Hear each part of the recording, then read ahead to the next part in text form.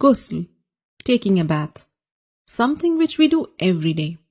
But if you think about it, it's a pretty important part of your religion.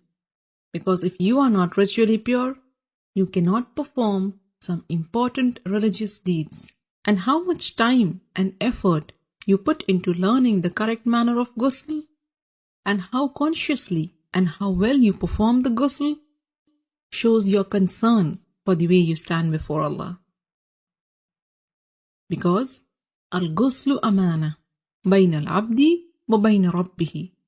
Ghusl is a trust between you and your Rabb. And we really can't emphasize the importance of ghusl enough. In this series, we will begin the discussion with the obligatory ghusl, which will be helpful to you when you are in a hurry or if there is not enough time to take a complete ghusl. Next, I will take you step by step through the etiquettes of the complete ghusl, where we will discuss the sunnah acts of ghusl. And finally, in the next video, we will answer some frequently asked questions about ghusl. Alhamdulillah, all the information and answers are taken from the writings and fatwa of the scholars. So let's begin.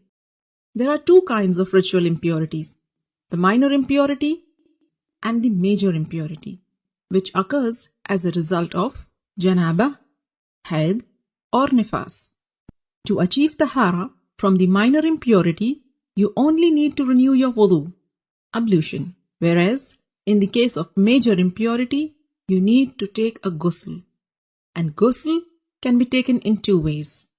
A complete ghusl with all the sunnahs of the Prophet, and a partial or a sufficient ghusl, which means only doing what is obligatory to free yourself from the ritual impurity.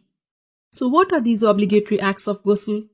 A beforehand niyyah, intention that you are taking this bath to purify yourself from the major ritual impurity, rinsing your mouth and nose, and letting water run over your entire body at least once.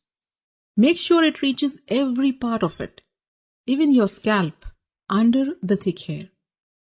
If you manage to do this much, then you have purified yourself from the major ritual impurity. As for the complete ghusl, and this is the mustahab one, and it is how the Prophet ﷺ took a bath. And this is how you do it. Begin with an intention to purify yourself from the major impurity. Then say Bismillah. Wash your hands 3 times.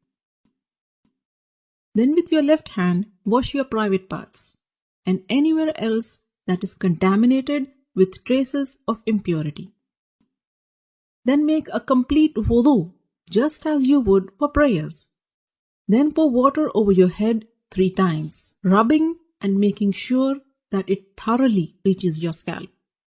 Some scholars said 3 times means once on the right, next on the left, and then in the center. And then pour water and wash the entire body, beginning with the right side, then the left, while rubbing it with your hands so that you are sure you haven't missed any part. So these are the etiquettes of the complete ghusl.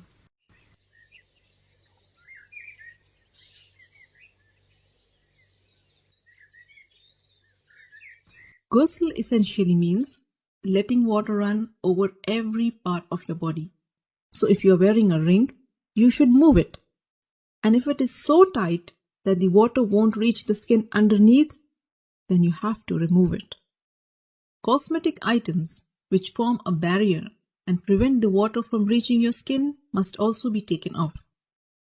In a narration of Maymuna radiallahu ta'ala anha, it is mentioned that the Prophet sallallahu alaihi wasallam moved away from the spot where he had been taking ghusl, and then he washed his feet. Shaykh Ibn al-Uthaymeen rahimahullah explained that what is apparent from the various narrations is that the Prophet washed his feet after ghusl only when there was a need. Like if the floor is made of dirt, and if the feet are not washed, they will remain soiled. So you may want to wash your feet after ghusl if there is a need. With this, you are now well informed about the how-to of the perfect ghusl. For more how-to guides, subscribe to the Striving Muslimah YouTube channel or get yourself to the strivingmuslimah.com and subscribe to the mailing list. I will keep you updated about all the latest videos and interesting articles. Don't forget to share this how-to guide with your family and friends. By sharing this video, you are helping your friends and family in their deen.